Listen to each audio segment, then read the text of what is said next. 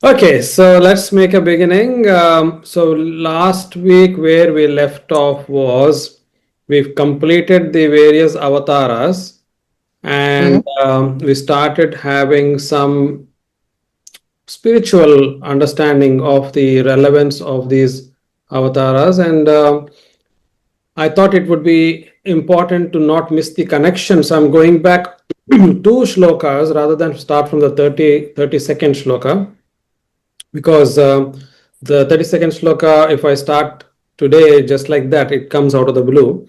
So we will set the stage for it. एतद् रूपं भगवतो ह्यरूपस्य चिदात्मनः मायागुणैर्विरचितं महदादिभिः महदादिभिरात्मनि एतद् रूपं भगवतः हि अरूपस्य चिदात्मनः मायागुणैः विरचितं महत् आदिभिः आत्मनि.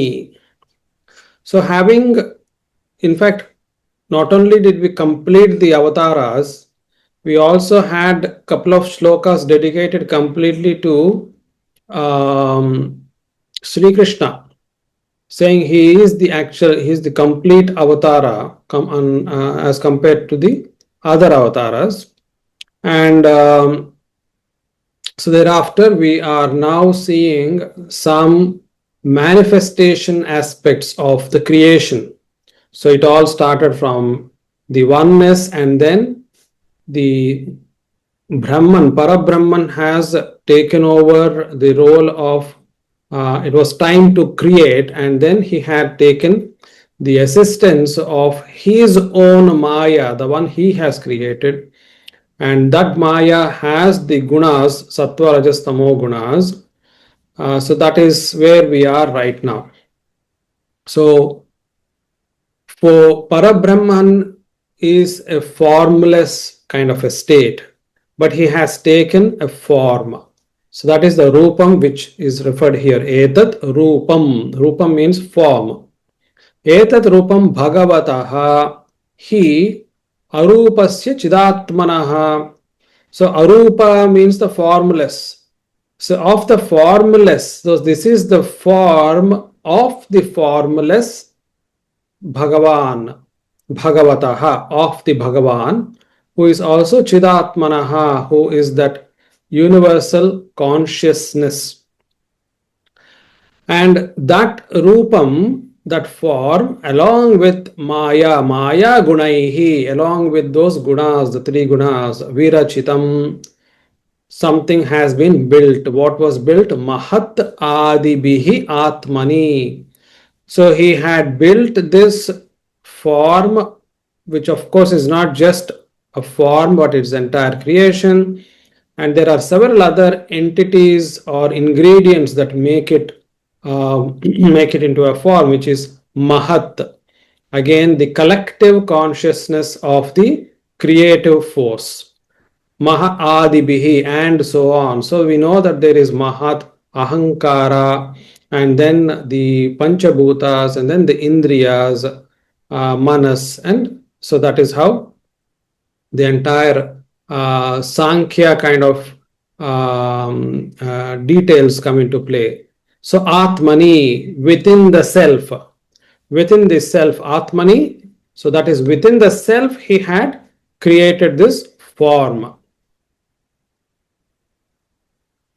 यथा नभसि मेघौघोः यथा नभसि मेघौघः रेणुर्वा पार्थिवो निले एवं दृश्यत्वम् आरोपितमबुद्धिभिः यथा नभसि मेघौघः रेणुः वा पार्थिवः अनिले एवं द्रष्टरि दृश्यत्वम् आरोपितम् अबुद्धिभिः.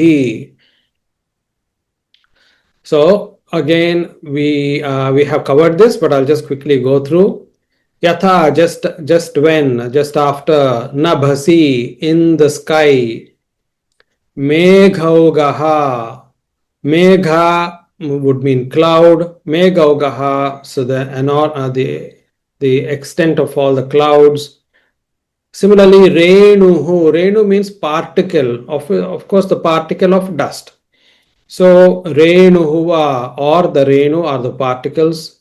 Parthivaha, of which particles are they? These are the particles of the dust which is coming from the earth. So, Parthivaha. Anile, in the wind or with the wind. I mean, its direct translation is in the wind. Anile, seventh locative case. So just as we see the dust particles freely kind of flowing through in the sky with the wind, or even those clouds are being moved from one place to the other with the wind, whatever it is, the clouds are there and the dust is there up in the sky. And what do we infer, or what do we say? We actually say, oh, that that the sky is dirty or the sky is cloudy. But actually it is not the sky which has got kind of what should I say, smeared with. It's not been smeared with. Sky remains untouched. It is that space within which these are present, but we make an impression that these are the sky. We basically use the words loosely, saying the sky is cloudy or sky is dusty. Similarly, evam, drashtari, in the mind, in the seer, in the one who is actually seeing it. Drishyatvam, whatever is being seen. Aropitam abuddhivihi. So similarly, the same thing tends to happen whereby the one who is actually seeing, in him there is this illusion that tends to be saying that it's not entirely given here. We have to take the help of the translation. So what is aropitam means the overlapping impression. Abuddhi bihi would mean foolishness. So out of with the foolishness, we end up attributing ourselves to the body that we are actually residing in.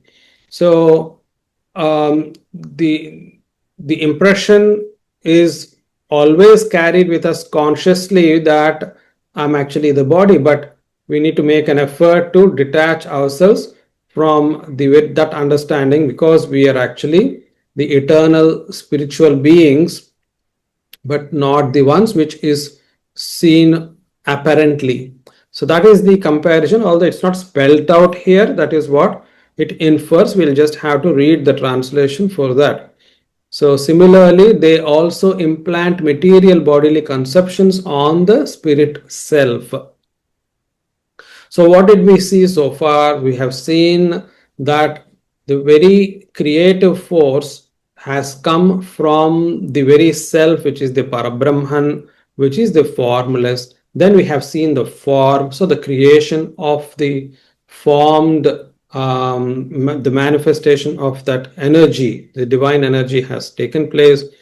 And then we are now seeing at a material level, we are now actually talking about how we end up perceiving the created space as if it is real, but although it is actually not real. And this includes our own body, which is not real, but we attribute it to ourselves, although our real self is the Atman. So we come that far so far, which means the gross physical body, the gross manifest body has been spoken about in this shloka. Now we will be referring to the subtle body. Yatra me sadasad pratishidhe sa samvida avidyayatmani krite iti tad brahma darshanam. Iti tad brahma darshanam. 32, Sorry. 32, Guruji. You have to tell us 32. Oh, did we not do 32? We have not done 30. Oh, my mistake. Atah param. Okay. Atah param yada vyaktam.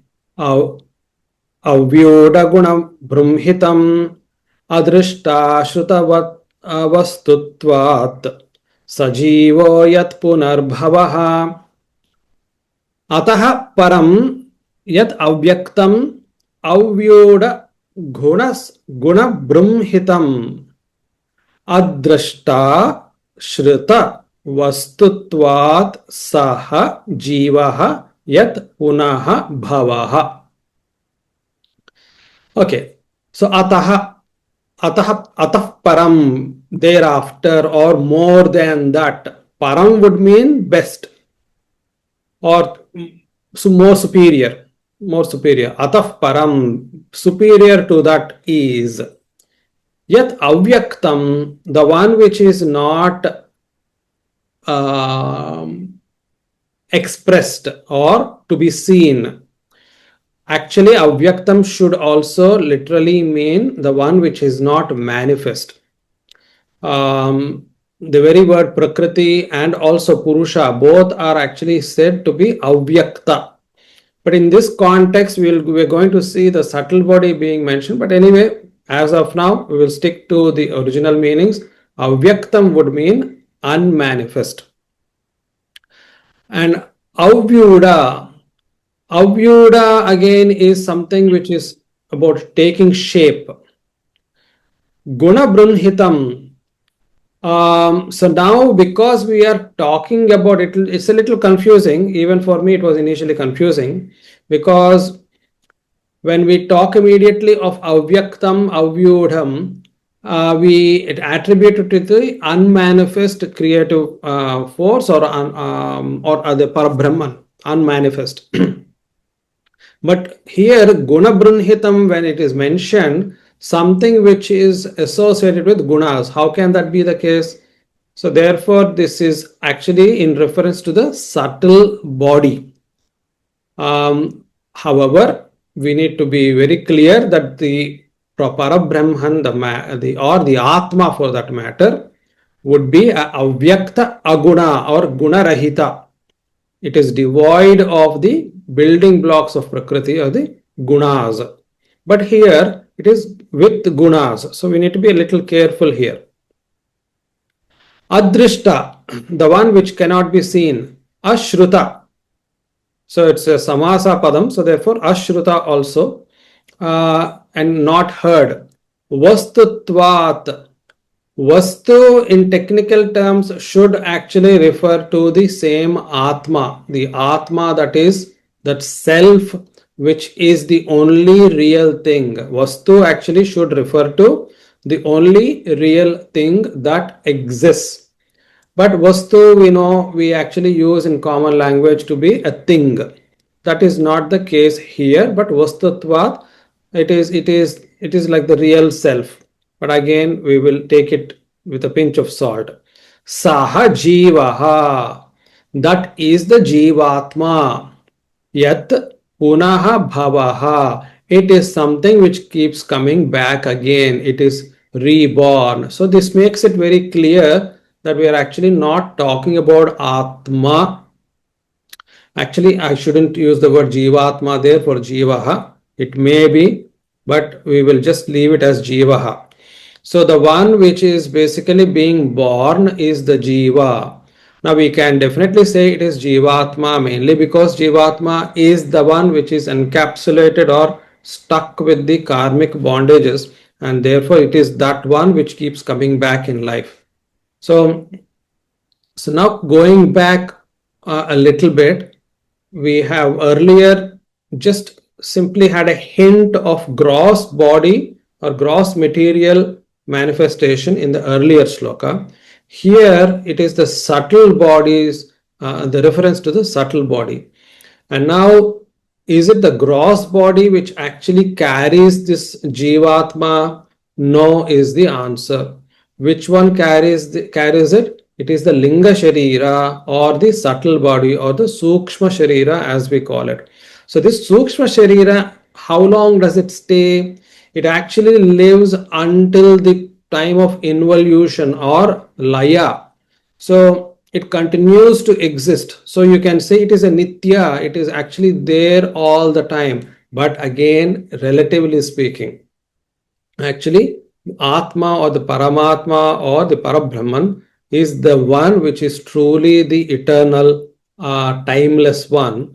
Whereas Jivatma, when we say, because it is stuck to the Linga Sharira or the Sukshma Sharira, that Linga Sharira or the Sukshma Sharira is the one which will lapse after a while, but it is only at the time of Laya. It is until then it will be there for sure. So this is the subtle body which carries it from one birth to the other after the gross body has dropped dead. So again, let's refer to this ataha param, beyond this or better than this, beyond this. Yat avyaktam, the one which is unmanifest or the one which is not expressed literally as a gross body, but it is a subtle. Avyodam doesn't take a shape or again a physical formed shape, but guna brunhitam, the one which is actually with the gunas, but it is adrishta, not seen, ashruta, not heard, vastutvat. We'll just seek to take help from vastutvat. What exactly do they mean? Being like that, well, I don't know what that means, but anyway, something which is as real as it can be is what we will take it, because as I said earlier, Vastu is the absolute truth, that which exists all the time, but this is also relatively like a Vastu because it is existing until the time of dissolution. So Vastutvat Saha Jivaha. So that him is the Jiva, Yat, that which again Punaha Bhavaha, which is again going to be born. Okay, so these are going to be heavy shlokas. So most likely we will only be able to do this until the end of this chapter today. I don't think we'll be able to rush through beyond it. So there are two distinct types of shlokas we will see in Bhagavatam, what I can say. Some which are heavy with knowledge and they are not difficult, not easy to just skim through. We have to kind of pay attention and spend some more time, more time. Whereas the remaining ones are more like storytelling ones, which can be easily quickly, we can go through them. That's not a problem. यत्रे मे सदसद्रूपे प्रतिषिद्धे स्वसंविदा अविद्यायात्मनि कृते इति तद्ब्रह्म दर्शनम् यत्र इमे सत् असत् रूपे प्रतिषिद्धे स्वसंविदा अविद्या अविद्या अविद्यया अविद्यया आत्मनि कृते इति तत् ब्रह्म दर्शनम्. Again, we are being quickly reminded now of the spiritual essence. Yatra, where, ime, in these, sat asat rupe. So in this, we should say it's a singular. In this, sat asat rupe, the one which has sat and the asat form. Now again, interesting use of words. Sat, Asat are used in a very different way elsewhere, where Sat would be absolute existence, Asat would be absolute non-existence, which we have seen in Vedanta Sara classes as well. But here, because it's Rupe or Rupa is attached to form. So Sat Rupa is the form, the material gross form. Asat Rupa is the one which is subtle form. In these Sat Asat Rupe Pratishidde Swasamvida. Let's see what Pratishidde actually means. Pratishidde, on being nullified. Okay, right. Swasamvida, by self-realization. Okay. Avidyaya Atmani Krite iti tad Brahma Darshanam. So Pratishidde is the Kriya Padam or the verb here. Nullified, the word means nullified, it says. So what is nullified? Pratishidhe avidyaya, or by which has been, okay, I don't want to complicate. So what happens is there is ignorance to begin with. So what is that ignorance? That ignorance that I am that form, sat asat form. And why am I being ignorant? With avidya. So avidyaya. Avidya is that level, that maya, which keeps me in that state of ignorance. Atmani krite. Within me itself, I have created that form, that kind of illusion. But now what am I doing? Atmani krite, avidyaya atmani krite, इमे सदसत् रूपे स्वसंवेदा तद ब्रह्म प्रतिषिद्धे तत् ब्रह्म दर्शनम भवति.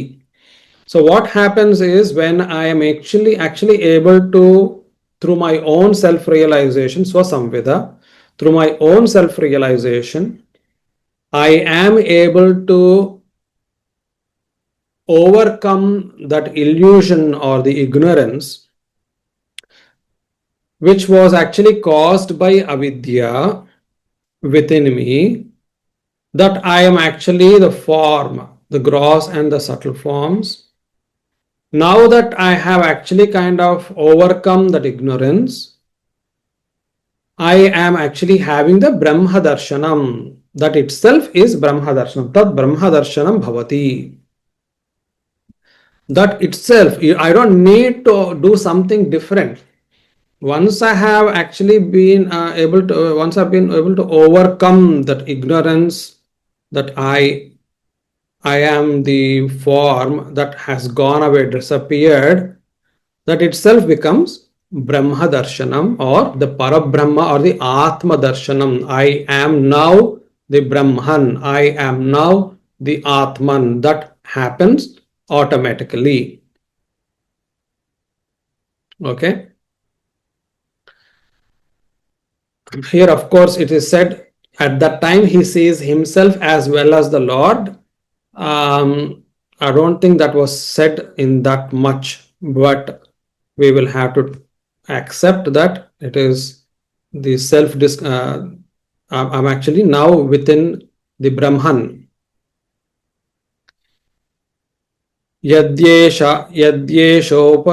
यद्येषोपरता देवी माया वैशारदीमतिः सम्पन्न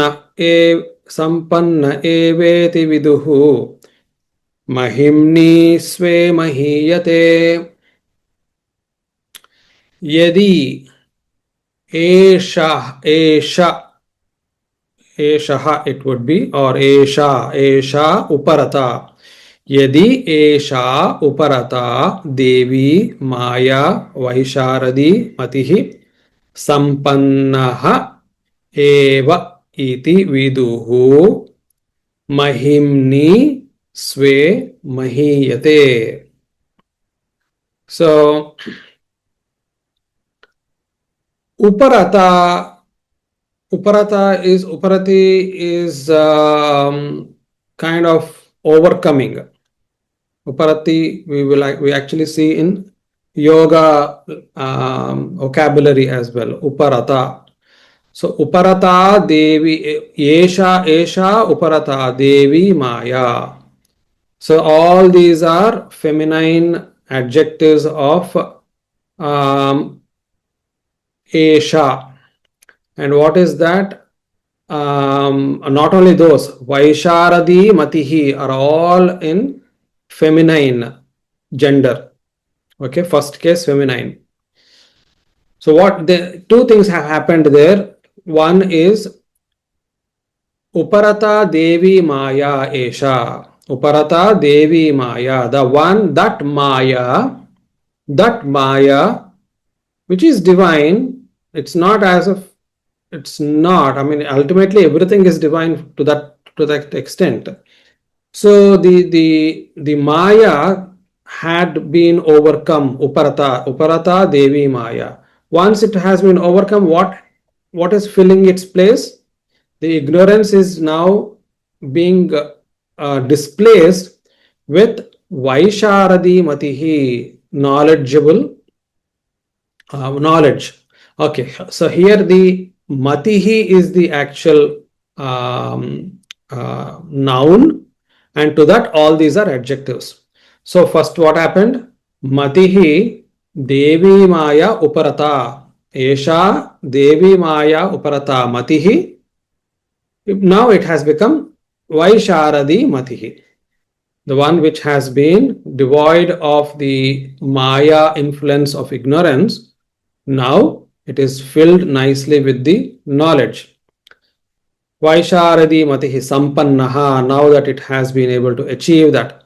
Eva iti viduhu, in this way, understand. So, mahimni sve mahiyate. Again, I'll have to seek help here. Mahimni is seventh case, which I know it is a seventh case, but what does it mean? Okay, in the glory, sve mahiyate, sve mahimni mahiyate.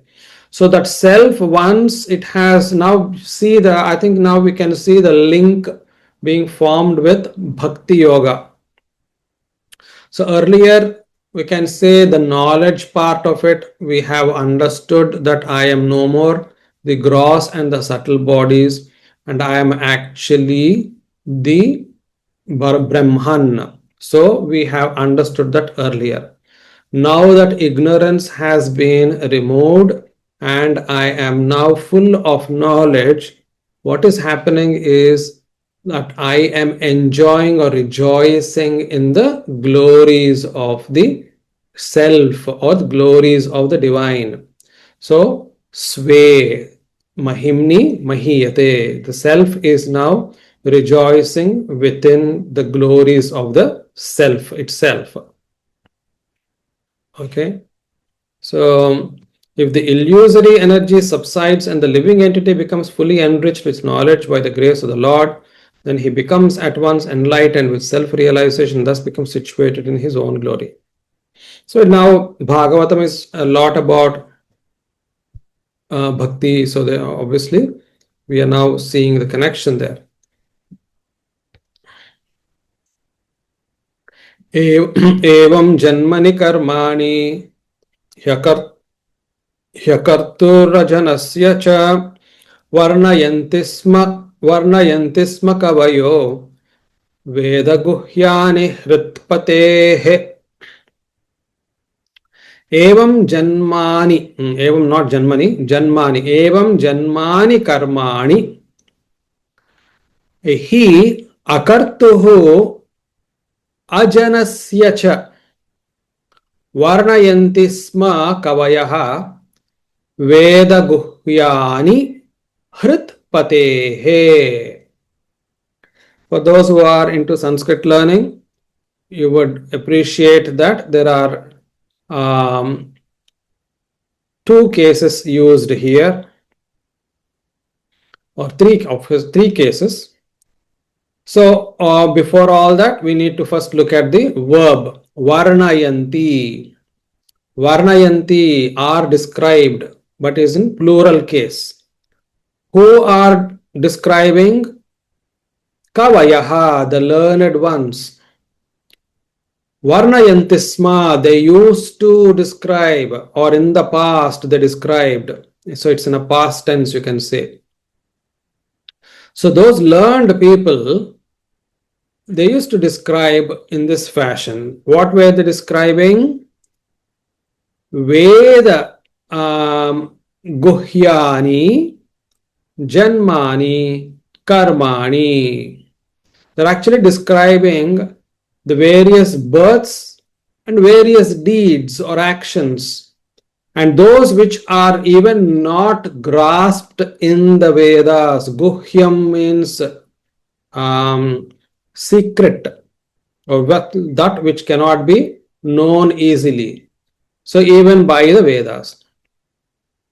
So these people, the learned people, are able to appreciate that there are several such births and actions or deeds or pastimes which are beyond even the reach of or not have been or are even not described in the Veda, let us say. Okay. Naturally, whose actions and whose words are they? Automatically, we can understand that those are of the very Parabrahman or Krishna. In this case, they'll obviously be talking about Sri Krishna or the avatars, Vishnu, and so on. Whose, but where is it written that it is of him? Hrit Patehe. Hrit, the one who is the Lord of our hearts. Akartuhu, of the one who is not actually indulging in action. Ajanasya, and the one who is actually not born. So, Ajanasya, the one who is not born. Akartuhu, the one who does not indulge in actions. Hritpatehe, the one who is that he resides in the heart. Hriddeshe Arjuna tishtati, says Bhagavad Gita. Ishvaraha sarvabhutani hriddeshe Arjuna tishtati. So, Ishvara sits in our hearts. So, therefore, he is the Lord of our hearts. Of his births, his actions. The learned people used to talk a lot, or they used to describe a lot of them. Sava idam vishvam amogha srijat avatyatti na sajjatesmin bhuteshu chantarhita atmatantraha shadvargikam jigrati shadguneshah. Sava idam vishvam amogha srujati avati atti na sajjate asmin bhuteshu cha antarhitah atmatantraha shadvargikam jigrati Shad Guneshaha. Saha, that him.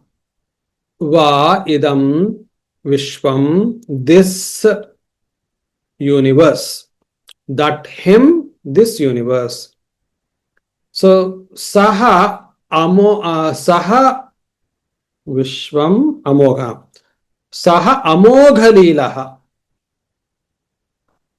He is that one who is difficult to describe his pastimes, basically. They're enormous, beautiful, highly kind of enlightening and beyond our comprehension. All these you can put there. So Saha, and he is that one, the one who actually engages in these kind of leelas is the amogha leelaha. So that him. But we are actually initially what do we do? We look for the verbs, right? So the verbs are srijati, creates, avati, maintains, atti, annihilates. So who is doing it?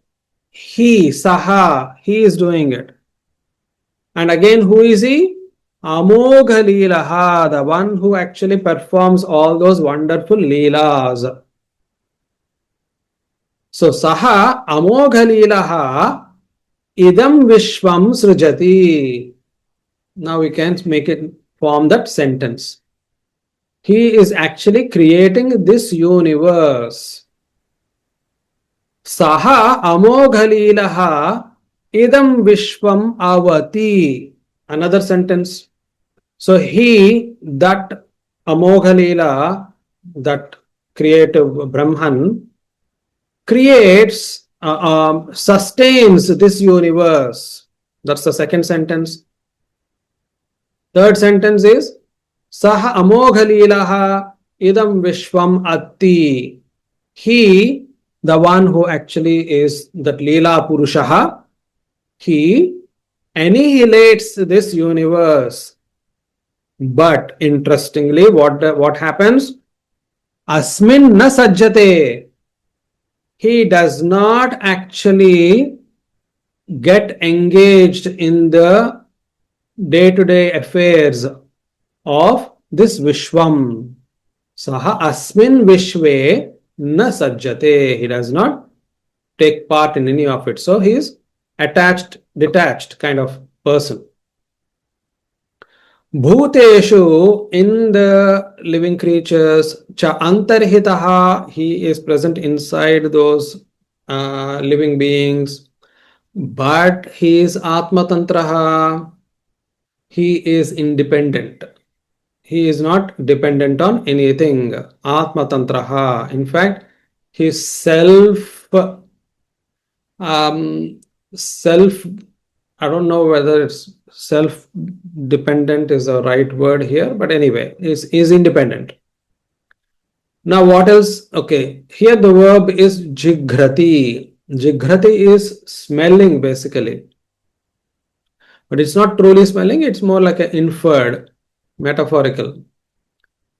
And who is he again, by the way? Shadguneshaha. Now, Shadguneshaha, I had to take help. So, there are three gunas of Bhagavan. They are Aishwarya, Yashaha, and what else? We need to look. Just a minute. I have to. Aishwarya.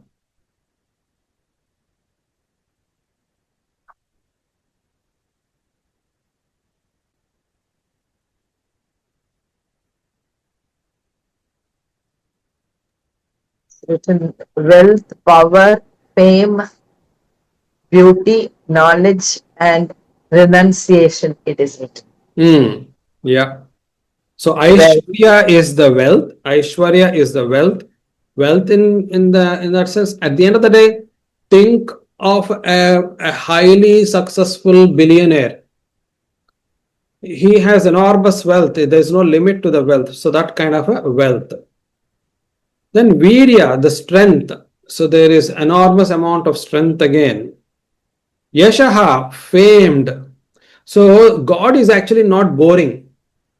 The manifest form of Purusha, or even the unmanifest, but let's take the manifest in a various avatars.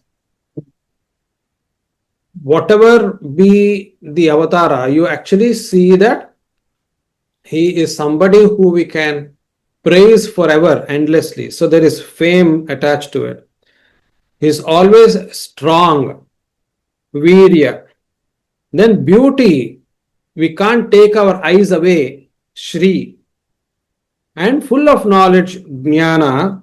And ultimately, although he has everything, there is that vairagya. He is actually not attached to any of them. that did come. That's right. So, Shad Guneshaha Atmatantraha Antarhitaha. He is the one who is inside, he is the one who is independent, and he is the one who has these six qualities. Shad Guneshaha. What is he doing? Shad Varkikam Jigrati. Again, a paradox, a confusing paradox, which is that he is the one who is actually enjoying all those material things that you are seeing, smelling, hearing, touching. All those things are being enjoyed by this Ishvara. But isn't it a paradox? On one side, he is a akarta, he actually does not engage in any activities. At the same time, we are saying that he is actually enjoying all these things. So, certain things are to be understood at material level, which is that we are engaging with this world at a material level.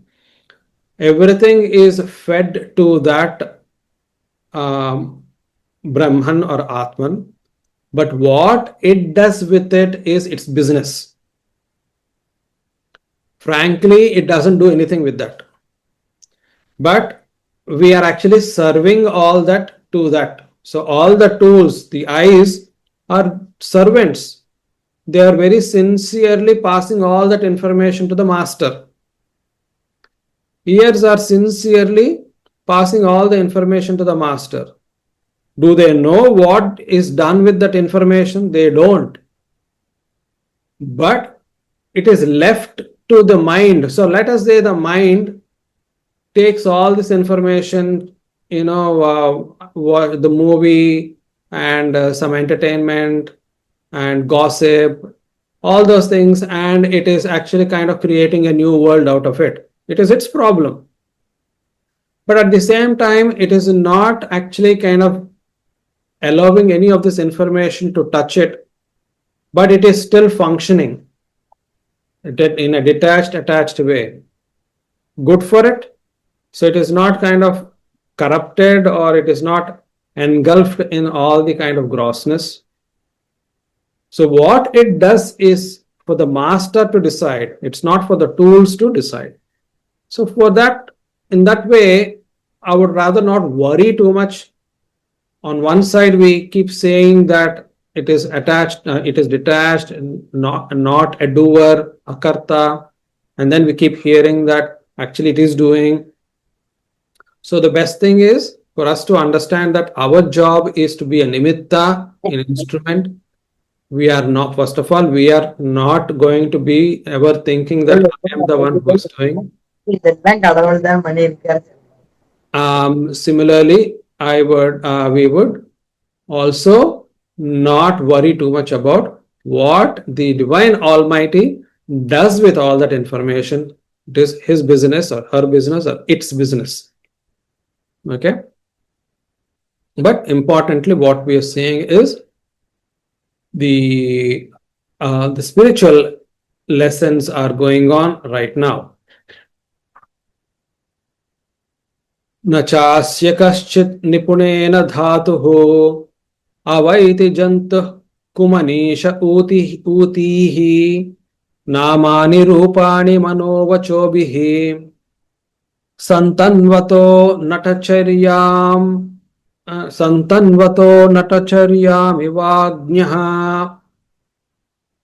न च अस्य कश्चित् निपुणेन धातुः अवैति जन्तुः कुमनीशः ऊतीः नामानि रूपाणि मनोवचोभिः संतन्वतः नटचर्याम् इव अज्ञः. Again, important one, we'll just see avaiti is the verb. Avaiti.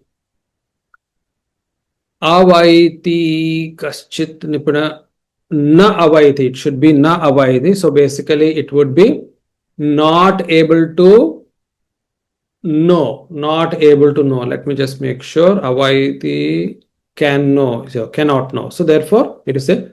So where is na? Na is here at the beginning of the first sentence. And that we have to attach along with this avaiti.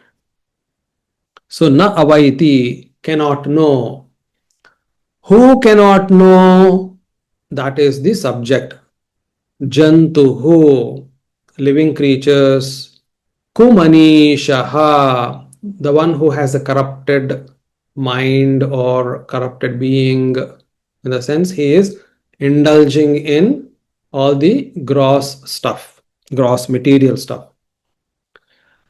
Kaschit, someone. So kaschit jantuhu kumanishaha. There is another one, agnyaha. He is ignorant also.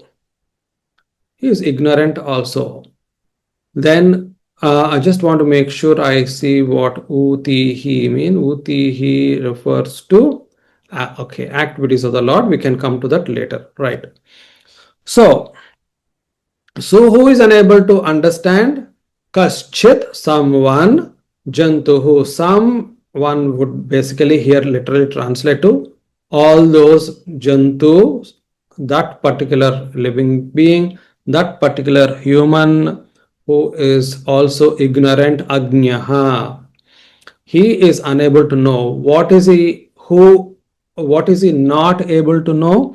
Utihi, activities of the Lord is also already mentioned.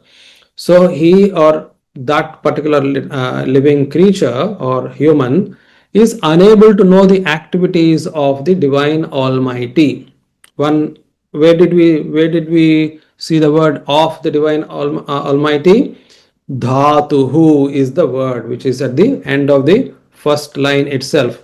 Dhatu, dhata, dhataraha.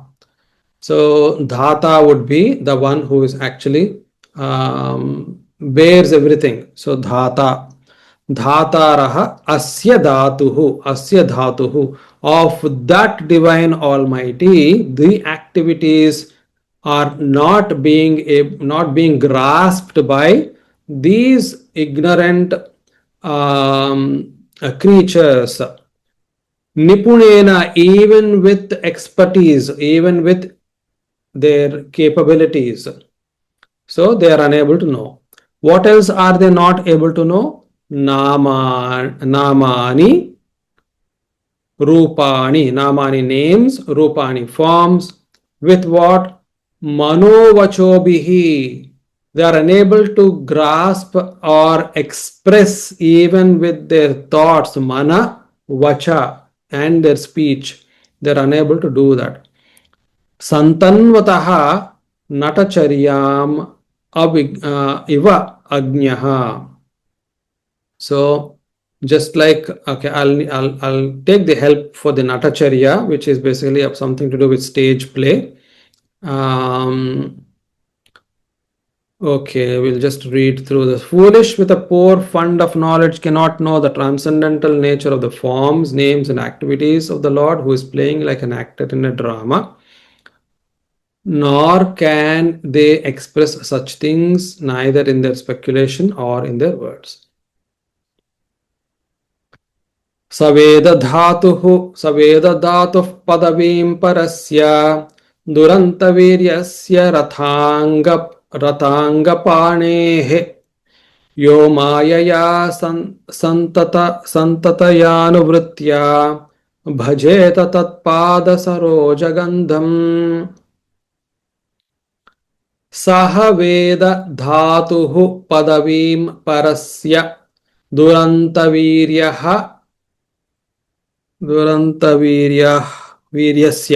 दुरन्तवीर्यस्य रथाङ्गपाणेः यः अमायया सन्ततया अनुवृत्त्या भजेत तत् पाद Saroj गंधम.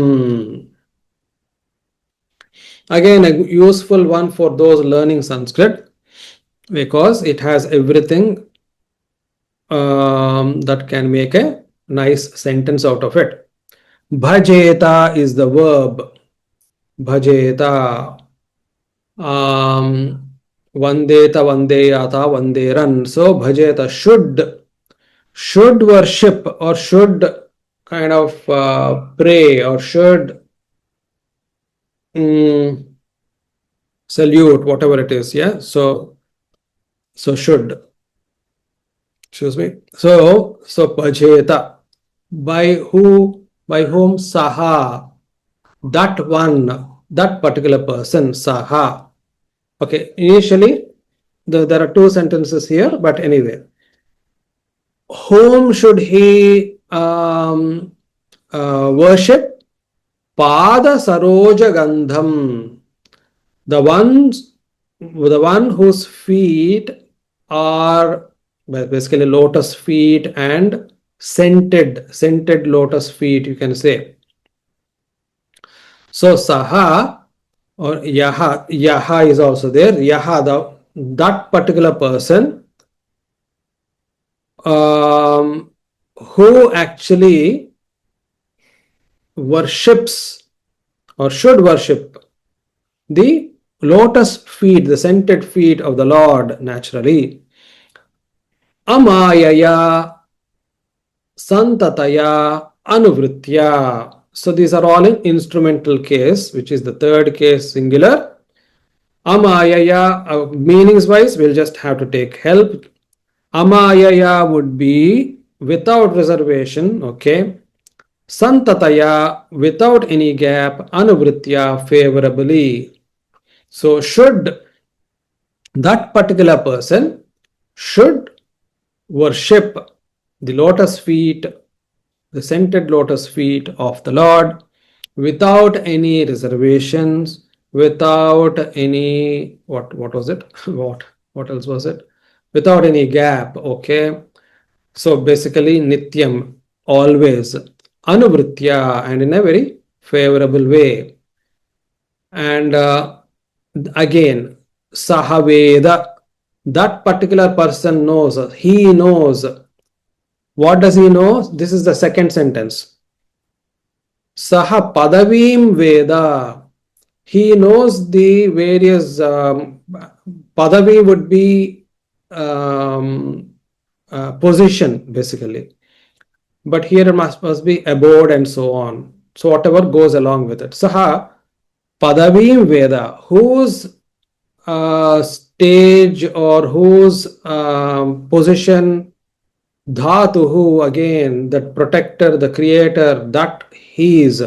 Parasya, beyond him nobody else is there, he is. Duranta viryasya, the one who is fast, beyond everything, courageous, viryaha. Ratanga panehe. Now this is the interesting part which relates directly to Sri Krishna, who actually lifted the wheel of the chariot. So of him. So now if we put those two together, what happens is he, the one who knows the various positions of that Lord Almighty, Krishna, Sri Krishna, who is the courageous one, beyond whom there is nothing else. That particular person who knows also would worship the feet, lotus feet of the Lord without any reservation, any gap, and in a favorable way, as was mentioned here. So if you read through the English, only those who render unreserved, uninterrupted, favorable service unto the lotus feet of Lord Krishna, who carries the wheel of the chariot in his hand, can know the creator of the universe in his full glory, power, and transcendence.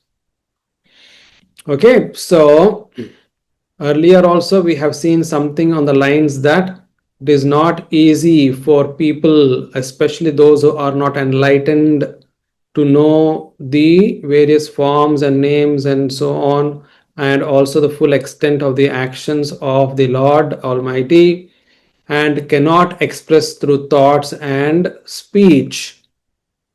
Now we are seeing the further development, which is that but the one who is completely surrendered will be able to do all that.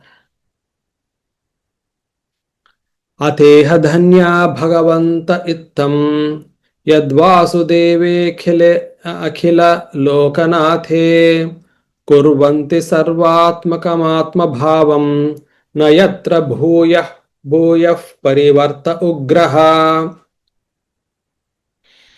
अत इह धन्याः भगवन्तः इत्थं यद्वासुदेवे अखिललोकनाथे कुर्वन्ति सर्वात्मकम् आत्मभावं न यत्र भूयः परिवर्तः उग्रः. So here interestingly the Bhagavantaha is in a plural case, so makes it very interesting, and hence again, of course, having taken the help of the description, it refers to the ones who have attained that state of Bhagavan. Therefore, it should be the devotees themselves who have attained that state and therefore are being called as Bhagavantaha, which is a plural of Bhagavan, Bhagavan. And Dhanyaha, they've been graced upon, they received the grace. Dhanyaha Bhagavantaha Ittam, in this way, Atha, thereafter, Iha, in this world, in this life, Yat Vasudeve Akhila Lokanathe, that's the seventh case, singular, for Krishna or Vasudeva or Hari, Vishnu, and so on. So in him, they have submitted themselves. Kurvanti sarvatmakam atmabhavam. So dhanyaha bhagavantaha Vasudeve Akhila Lokanathe Sarvatmakam Atma Bhavam Kurvanti. So they submit themselves, they see themselves, I guess, Sarvatmakam. Everything is seen in that, and in whom? In the Vasudeva. So they do that. These people have become highly kind of enlightened. Na yatra bhuyaha.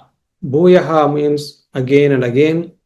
Na yatra, there will not be, yatra would means where. Na yatra, sorry, it should be na bhuyaha. So there would not be any more of parivartaha ugraha. There would not be any more of those births, repetitive births anymore. Because they have completely surrendered into that oneness called Vasudeva, and he is the one who presides over the entire creation.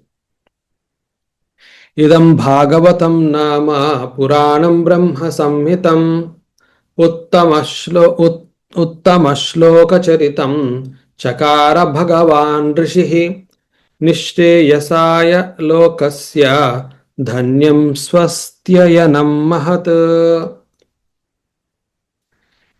Now we are actually seeing a reference to who has written Bhagavatam. Idam Bhagavatam Nama Puranam Brahma Sammitam Uttama Charitam Chakara Bhagavan Rishihi Nishreyasaya Lokasya Dhanyam Swasti Ayanam Mahat. Chakara is the verb. Has compiled. Chakara has compiled. Who compiled? Bhagavan Rishihi. Rishihi compiled. Vyasa is the Rishi. But he is also called Bhagavan because he is the avatara of Vishnu. So Bhagavan Rishihi Vyasaha Chakara. He has compiled. What did he compile? Bhagavatam. Idam Bhagavatam. This Bhagavatam. Nama Puranam. Or there is a Purana by the name of Bhagavatam that has been compiled. What is it also? Brahma Sammitam. It is the essence of the divine knowledge. Uttama Shloka Charitam. It is also the encyclopedia of the foremost of the various incarnations of Krishna and the pastimes. For whose purpose? Lokasya Nishreyasaya. For the welfare of the mankind or the universe. Dhanyam Swasti Ayanam Mahat. These are also the adjectives of this Bhagavata Puranam. So Bhagavatam is a Puranam, and Dhanyam, it is blessed. Swasti Ayanam, it is also something which bestows a lot of good things. Mahat, majestic, mighty, or magnificent, all those kind of adjectives can go along with it. So it is that Bhagavatam, which is the divine essence, and also the encyclopedia of the various pastimes of various avatars of Sri Krishna, all these have been compiled for the welfare of mankind by Vyasa Maharshi. तदिदं ग्राहयामास सुतमात्मवतां वरं सर्ववेदेतिहासानां सारं सारं समुद्धृतम् तत् इदं ग्राहयामास सुतम् आत्मवतां वरं सर्ववेद इतिहासानां सारं सारं समुद्धृतम् grahayamasa. Graha means grasping. Here it's written as made to accept. Okay. So grahayamasa, that's the verb. Grahaya, by whom? It is not given here, but we have to infer it. It is by Veda Vyasaha. Veda Vyasaha Sutam Grahayamasa. So Suta is the son of Veda Vyasa. So to him he made him accept this idam varam atmavatam varam, most respectful. Suta himself is the most respectful of all the ones who actually are seekers. So he made him accept this Purana. Okay. Sarva Veda Itihasanam Saram. What kind of Bhagavata Puranam is this again? It is actually the entire essence, Saram of the Vedas and also the Itihasa. Now we only know of two Itihasas. Maybe there have been more Itihasas, we don't know. But these are Ramayana and Mahabharata. Understandably, there would have been a lot more Itihasas anyway. Samudhratam Saram Saram. So it is actually the essence of all this which has been handed over to his son Suta. Suta Maharshi. Suta. Sutam. Okay. Satu samshravayamasa maharajam parikshitam प्रायोपविष्टं गंगायां परीतं परमर्षिभिः सह तु संश्रावयामास महाराजं परीक्षितं प्रायोपविष्टं गंगायां परीतं परमर्षिभिः samshravayamasa. So he made people, he made it audible. He made it audible. To whom? Maharajam Parikshitam. So there was a Maharaja by the name of Parikshit. And he was the grandson of Arjuna. Right, son of Abhimanyu. Yeah. So he was, and what was he doing? Prayopavishtam Gangayam, on the banks of Ganga. On the banks of Ganga, he was actually fasting unto death. Because what happened was that Parikshit was told that he only has 7 days to live. He will be dying. So what is he doing? He decided he will die in the presence of all the learned people and continuously hearing to the divine knowledge. So Prayopavishtam, Gangayam Prayopavishtam Parikshitam Maharajam Samshravayamasa. What else was happening? Paritam, surrounded by who? Paramarshibihi, by the divine sages. Parama Rishibihi. So the best of the rishis, he has been surrounded by them also. So this Bhagavata Purana was made audible to Parikshit Maharaja. At that time, what happened? Krishne Swadhamopagate Dharmajnanadibhis saha Kalau Nashtadrishamesha Puranarko Puranarko Dhunoditaha Krishne Swadhamopagate Dharmajnanadibihi saha Kalau Nashtadrisham Eshaha Puranarkaha Adhuna Udhitaha.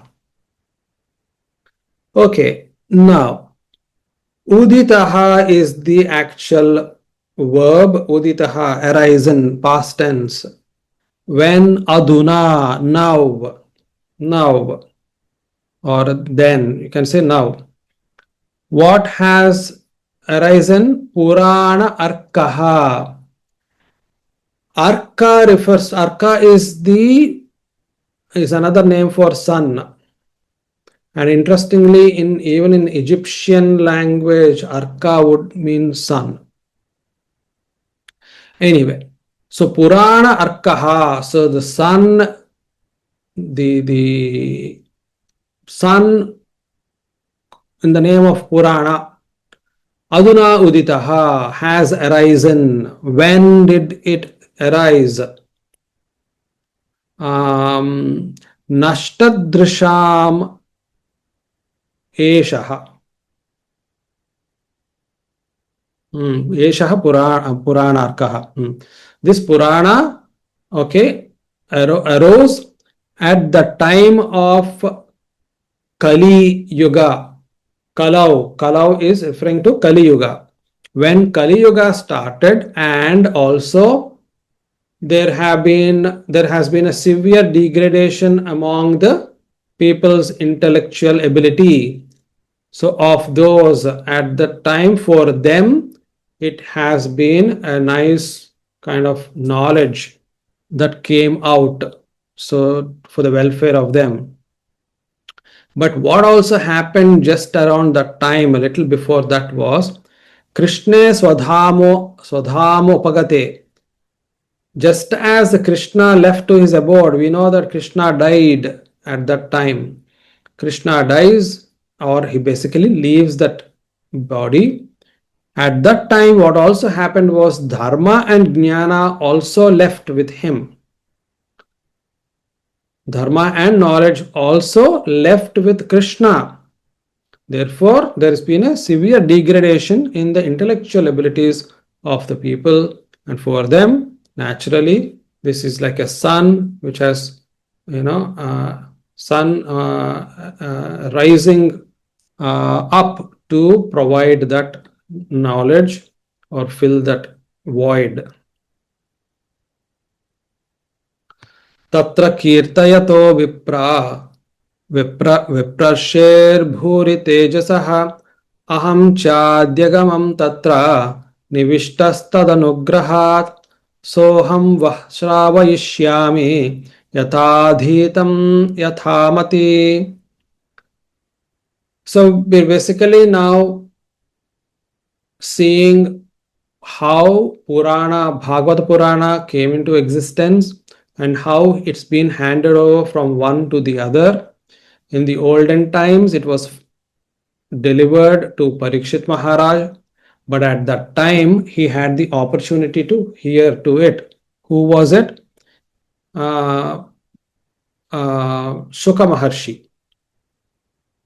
So he is actually now talking about it. Tatra, there, kirtayataha bhuri tejasaha viprashehe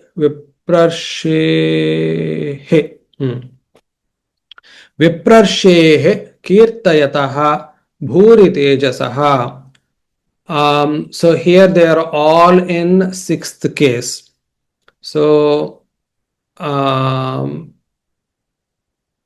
Hey Vipra, oh dear sages who are here, by the of that Maharshi who had delivered and the one who has that divine radiance, and the one who is also celebrated, um, aham, I, cha adyagamam tatra. I had an opportunity to hear to all that knowledge. Nivishtaha, because I was present there. Tad anugrahat, by the blessings of all those my gurus and also the guru who was sitting there and imparting that knowledge. I had the opportunity to be present there and listen to all of that knowledge.